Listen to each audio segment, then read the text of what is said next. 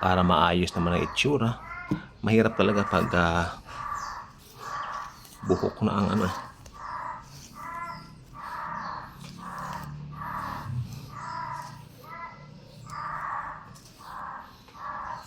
Mahirap paraanan dahil hindi madadaya yan.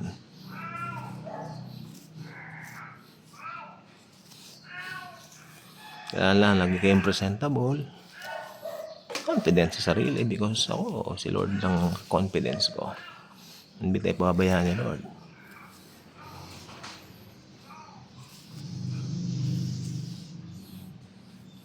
Di ba nilalagyan ko ng salamin para hindi halata? Ganyan, no? Hindi naman halata pag yes.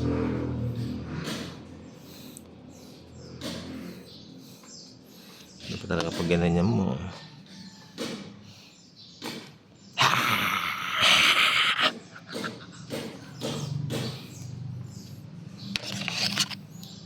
Yan talaga.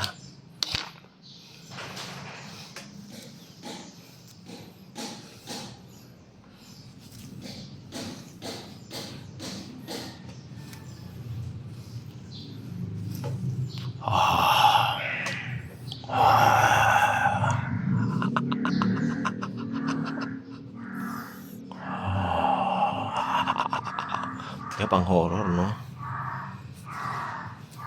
Pwede. Yun na.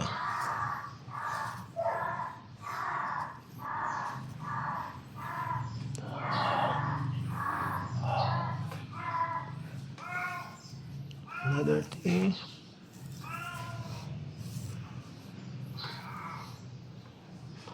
Wala nang susuklayin dyan, eh. Tignan nyo.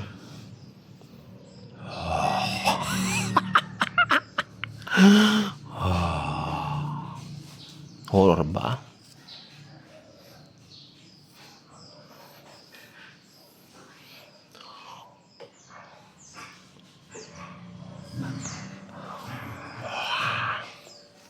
Importante. Confident. Your confidence must be based on Jesus. That's it. Diba? Nagbabagong itsura ng tao eh. Kaya mga nananangan sa itsura, lagot kayo. Magkakaganito ang buhok nyo. Diba? Be confident in Jesus. And yes. Pag pinutol ko, sabi ng kapatid ko naman, pag pinagupitan ko naman, pupogi naman daw ako.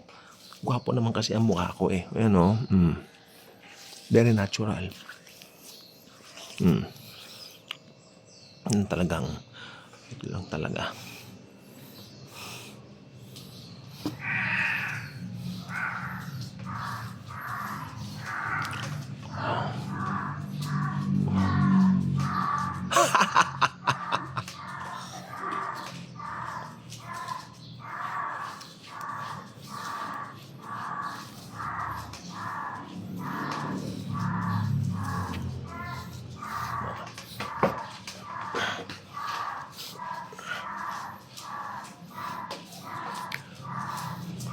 Napakita ko naman sa inyo yung totoong itsura ko. Ayan. Tama. Dapat ganyan. Mainit pag ano.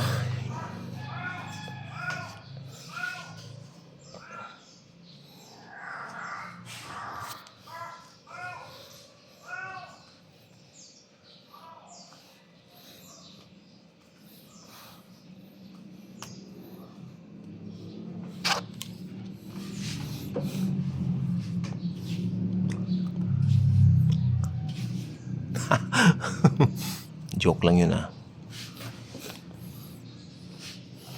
Side view.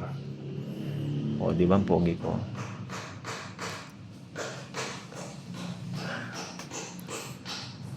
Talaga nakakasira ito mo. No?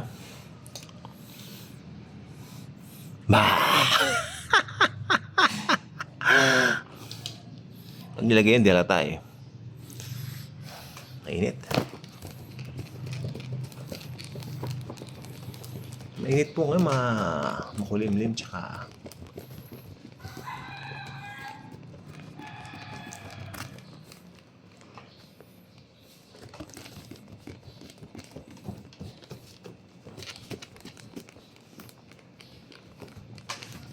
Eh, diba?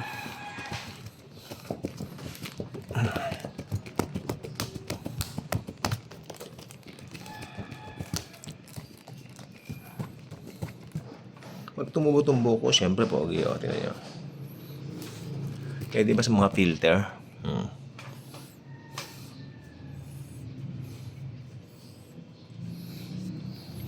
happy naman ako sa itsura ko, sa biyaya ni Lord. Do not compare yourself sa iba. Di ba?